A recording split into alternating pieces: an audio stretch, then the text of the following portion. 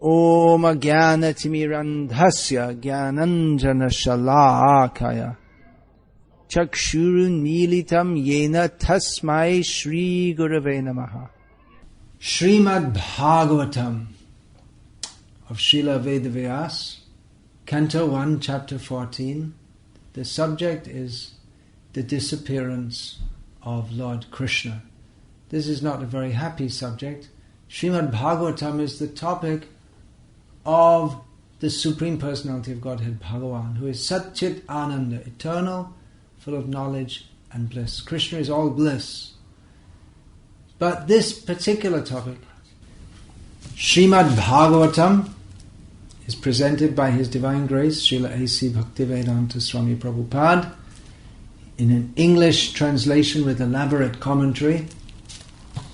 I've taken the verses of the first canto, chapter 14, and I'll be speaking on that today.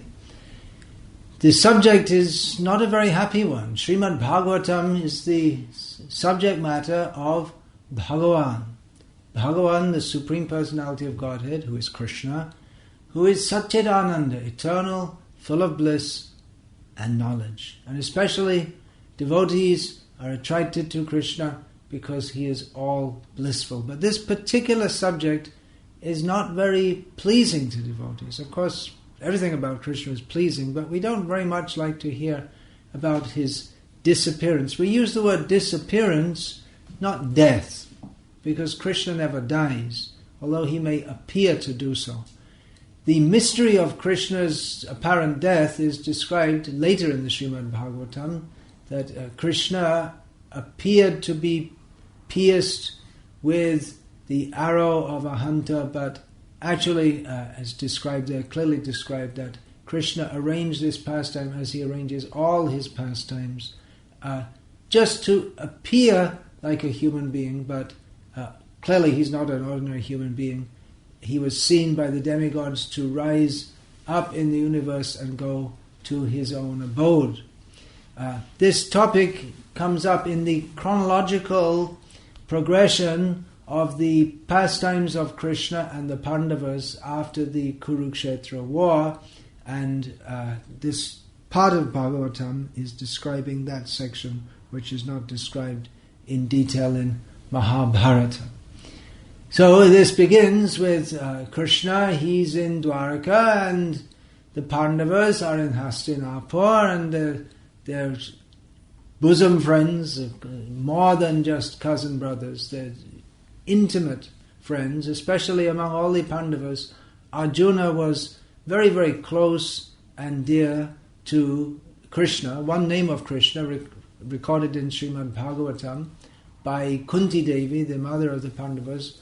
One name of Krishna is Krishna Sakha, which means the friend of Krishna, which may seem strange, but Krishna in this instance means Arjuna, so it means Krishna, who is the friend of Krishna. Krishna is the friend of Arjuna.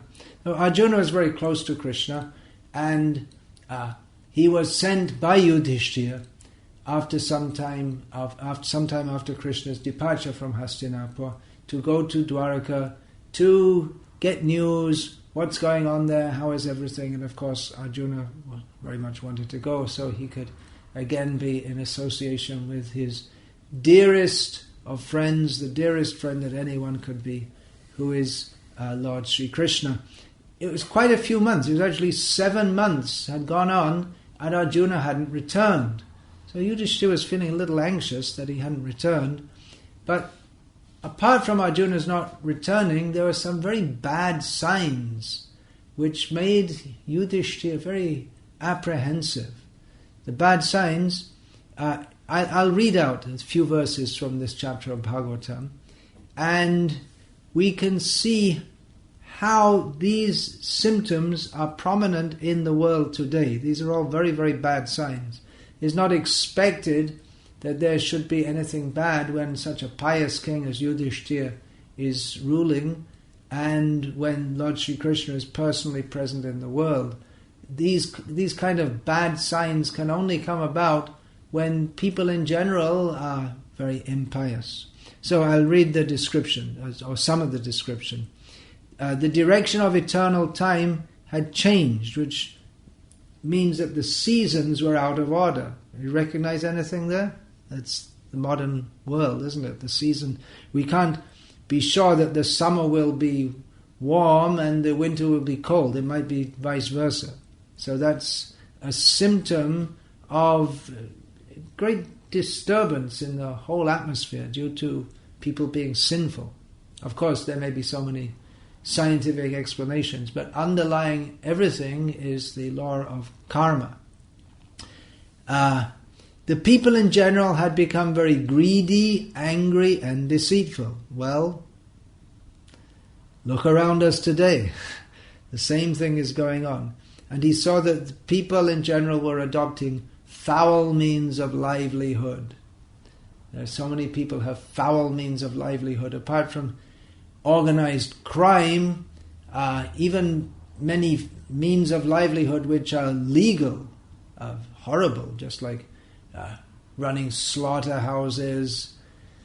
That's a prime example. The pornography business, horrible. So Yudhishthira saw that people were adopting foul means of livelihood. He understood something seriously wrong if people are inclined to do such bad things. Then a further description. All ordinary transactions and dealings became polluted with cheating even between friends. Who can we trust? Who is our friend? You may have a friend and then you find they just cheat you. Just for some few pennies. This is typical of Kali Yuga, which was just beginning because Lord Krishna had left this world. And even within families, there's always misunderstanding, Yudhishthira noted, between fathers, mothers and sons. Normally that wouldn't be expected, but nowadays it's quite common, normal, expected. If people even grow up in a real family, which means two biological parents living together with their children, if people who are lucky enough to grow up in such a family, that in itself is some kind of good luck, then they may find that there's no real affection or trust between the family members. So even people who are brothers and people we think we are friends, there's no affection, there's no good dealings. Even between husband and wife, it's expected that between husband and wife there should be some good understanding, but Yudhishthira observed there was always strain and quarrel. That becomes normal. People in general had become accustomed to greed, anger, pride, all these ungodly qualities. People just take it as normal. We take it for granted that people are very greedy, violent, and ready to exploit us and cheat us. But these symptoms had just begun. Yudhishthira noted them. He was very disturbed, and he spoke to his younger brother, Bhimasena, that I send Arjuna to Dwaraka to find out, what's Krishna planning on now. He's not the Krishna's not the sit-at-home type who just, of course he would spend time with his family members also, but he's a very active person. Krishna's always doing something for the welfare of the world. What's he doing next? What's his next plan? Yudhishthira said that I sent Arjuna to find out from Krishna what his next plan. But 7 months have gone by and Arjuna hasn't returned, and I wonder what's going on. I'm very afraid, Yudhishthira said to Bhimasena. I'm very afraid that, you remember that Narada said that Krishna will be leaving the world? I'm afraid it's actually happened when we see the condition of society. That Krishna, it's from Krishna that we have achieved our present position, our kingly opulence. The very fact that we're alive is all due to Krishna. Our good wives, the Kshatriyas would generally have more than one wife, but they were very satisfied. Our wives are so good and faithful and pleasing to us. It's all Krishna's mercy. They saw this is all Krishna's mercy. Our children, we're able to control our subjects, that we're living in this world. We were able to conquer over our enemies. It's all Krishna's mercy. And we can know that in future also Krishna will look after us. We'll go to the higher planets. It's all Krishna's mercy upon us. Has Krishna left? Yudhishthira is very afraid. He's conjecturing like this. He said to Bhimasena, just look at the situation in the world. It looks pretty dim and bad. From the skies we can see this. Of course, in Vedic culture, astrology is a very important adjunct to understanding what's going on in the world. So the celestial influences, they all look bad. Here on this earth we see the situation is bad, bodily pains. Our intelligence is bewildered by seeing all this. Something is clearly very seriously wrong. Then Yudhishthira, he gave a whole long list of inauspicious omens. Of course, people in the modern age who think they're very intelligent and very scientific and all these kind of things, they don't believe in good omens or bad omens, but actually there is a whole science that people who are trained in it, they can understand that this is a good omen, this is a bad omen. If such and such happens, then something good will happen, or otherwise something bad will happen. Yudhishthira first of all said that the left side of my body is quivering. Now, in the Vedic science of omens, it's understood in a man, if the left side of his body quivers, of course a little twitch here and there doesn't mean much, but if it continues to quiver, this is a sign of something very bad that's going to happen. And if the right side of his body quivers, there's something very good going to happen. And it's round the other way for women. For women, if the left side trembles, then that's a sign of something very good going to happen. And if the right side trembles, it's a sign of something very bad. But with Yudhishthira, it was the left side of his body. So this is a clear indication that something was going wrong. He was having heart palpitations, feeling some fearfulness. This all indicates, Yudhishthira said, something very bad is going on. Then the she jackals, the female jackals, they're calling out, and the dogs are barking at me fearlessly. Something wrong, something very, very wrong. And he goes on and on. The cows are passing me on my left side. Lower animals like the asses are circumambulating me. He went on with a long list of omens, the science of omens. Clouds are raining, almost like blood is coming, the wind is blowing violently and out of control, blasting dust here and there, creating darkness. The sun is shining, but even though it's shining, there's no real heat or light. It's the dimming. The stars in the heavens, they appear to be at war with each other. So on and on and on. He gave so many symptoms of inauspiciousness. Yudhishthira understood something is seriously wrong, and he was very afraid that it must be that Krishna's left. Oh, Krishna. How could all these bad things be seen on the earth if Krishna is here? This indicates that our most beloved Krishna, he must have left this world. Otherwise, how could this be? But he wasn't quite sure. He didn't want to say it as a certainty.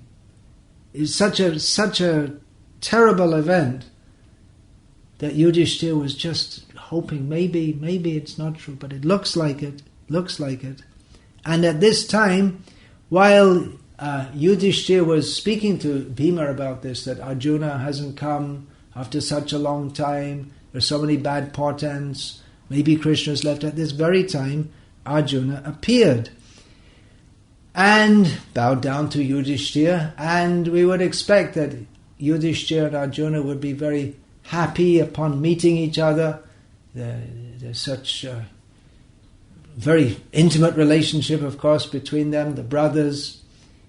But Arjuna showed no sign of happiness. And in fact, his head was downcast. And Yudhishthira had never seen Arjuna like this before. Arjuna, as a conquering Kshatriya, he's always in confident, bold mood. He's not downcast. He's not the kind of person that gets depressed. He's not the kind of person that gets upset over trifles. So Arjuna was, his head bent down, tears were coming from his eyes. He was obviously very, very deeply disturbed. And Maharaj Yudhishthira, he asked Arjuna, "Oh, so you came from Dwarka, so what's the news? How are the residents of Dwarka? How is everything there? How are our friends and our relatives?" And Yudhishthira named so many members of the Yadu dynasty. Are they all happy? Are they living peacefully? Everything should be good there. We trust that everything is going on well. He named so many members of their grandfather Shurasena, the Vasudeva, and his wives headed by Devaki, Ugrasena. He gave so many names. Balaram, the personality of Godhead. How are they all? How is Pradyumna, the great general of the Vrishni family? All of these persons. When we say that Krishna is very dear to Yudhishthira and the Pandavas, we understand that it was not just Krishna, because Krishna is always with his devotees. So many members of the Yadu dynasty, they're all very, very dear to the Pandavas. And the Pandavas are very dear to the members of the Yadu dynasty. So they asked, giving the names of so many great devotees, family members of Krishna and great devotees, and mentioning, of course, Krishna, the greatest person of Dwarka, giving the name Govinda. How is Govinda? Our dear friend Govinda, who gives pleasure to the earth, the cows and the senses and the brahmanas. He's very affectionate to his devotees. How is he in Dwarka? He must be very happy, surrounded by all his friends. Yudhishthira is hoping against hope. Now he will get the news for sure. He was conjecturing that Krishna has left the world. Now Arjuna has come. Now he's going to get the news, but he's just trying to put it out of his mind. It can't be true. All the signs are there that Krishna must have left, but all the inauspicious signs that Yudhishthira was talking about to Bhima, that seems confirmed by Arjuna's dejection, but Yudhishthira is trying to adjust in his mind, and it can't be true. Surely Krishna has not left. He's the personality of Godhead, the supreme enjoyer. They're there in the Yadu dynasty for the they're living in Dwarka among all the members of the Yadu dynasty for the welfare, protection and progress of the entire universe. And the members of the Yadu dynasty, they're living there protected by the arms of the Supreme Lord. They're living just like the residents of the spiritual world. And then there are the queens of Krishna. They're living in Dwarka, Rukmani, Satyabhama. Everything is so pleasant there with Krishna. Krishna, for the sake of the queen, especially for Satyabhama, he went to the heavenly planets and took the Parijata flower. Krishna is always living there in great opulence and auspiciousness. Everything must be good there now. So like this he went on and on. Arjuna, what's wrong with you? There's something wrong. Is your health all right? Seeing Arjuna looking so dejected, Yudhishthira offered various reasons why Arjuna was looking so wan and pale and distraught. Is your health all right? You don't look right. There's something wrong. You have lost your bodily luster. What happened? Has someone disrespected you and neglected you when you were in Dwarka? Has someone mistreated you? Yudhishthira tries to think of various reasons why Arjuna could be looking so distraught. Has someone threatened you or spoken to you in an unfriendly way? Maybe you didn't act properly yourself. Maybe someone worthy of charity asked for it and you didn't give him charity, or you gave your promise to someone which you couldn't fulfill. But Yudhishthira knows that that couldn't be the case with Arjuna, because Arjuna wasn't such a person. Arjuna, he's looking distressed. Has he himself done something wrong that's making him feel distressed? Yudhishthira is conjecturing. But you're always the protector of the pious persons, the brahmanas, the old people, the women, the cows, the children. Have you not given protection? Is something... You failed to give protection to persons deserving of protection. Is this why you're looking so distressed? Have you contacted a woman of, Srila Prabhupada used the terms, impeachable character? Of course, a kshatriya, they are allowed under certain circumstances to contact women, to have sexual relationship with them, with Gandharva marriage. Arjuna, the most famous in Mahabharata probably is Bhimasen marrying Hidimba on the spot. Arjuna also did that with Ulipi, the princess from the Naga kingdom. But it's not just that they would go around taking women from here and there. There had to be proper women of proper character and proper background. So just to pick up some woman here and there, which is very much part of life in the modern world in the West, that was considered very, very bad. And Yudhishthira asked Arjuna, did you possibly do that? Or have you not properly treated a deserving woman? If there's a woman who is worthy of your to be married to you or to be protected with you, have you refused such a good woman? Or have you been defeated by someone who is inferior to or equal to you? These are all, for Kshatriyas, these are all very shameful activities. You've not looked after old men or even young boys who deserve to be fed by you, to eat with you. What's going on? Have you done something seriously wrong? And Yudhishthira himself, he answers, no. I know it's none of these things. It must be. I can only think that you are looking so distraught and so empty and so disturbed. I can only think that what's actually happened is that your most intimate friend, Lord Shri Krishna, has left this world. I can't imagine anything else, Yudhishthira said, which would distress you so much. So this is a very unhappy chapter, actually. But for devotees, everything is blissful. But the thought of losing Krishna is the only thing that can make a devotee distressed. Of course, Krishna is never lost.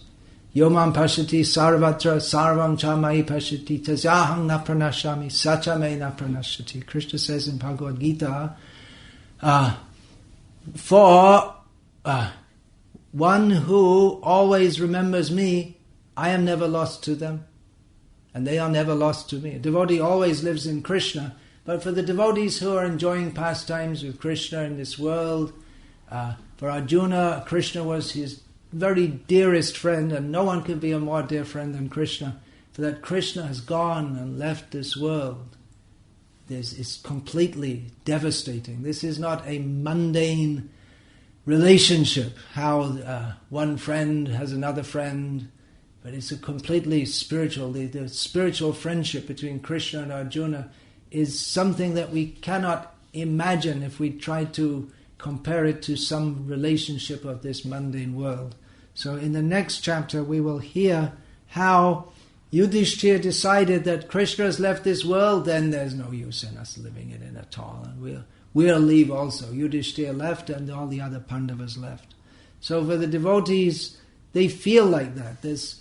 Without Krishna, the world is empty. Krishna is everywhere if we can remember Krishna, but if there's no Krishna consciousness, if there are no devotees chanting the glories of Krishna, there's no remembrance of Krishna, everything in this world is useless. Yudhishthira, by the grace of Krishna, was the emperor of the whole world. He had all opulence, he had all power, all fame, everything that a man could want, but without Krishna he felt everything is absolutely and completely useless, and therefore Yudhishthira decided to leave this world. We are in a situation where we've chosen to come to this world forgetting Krishna.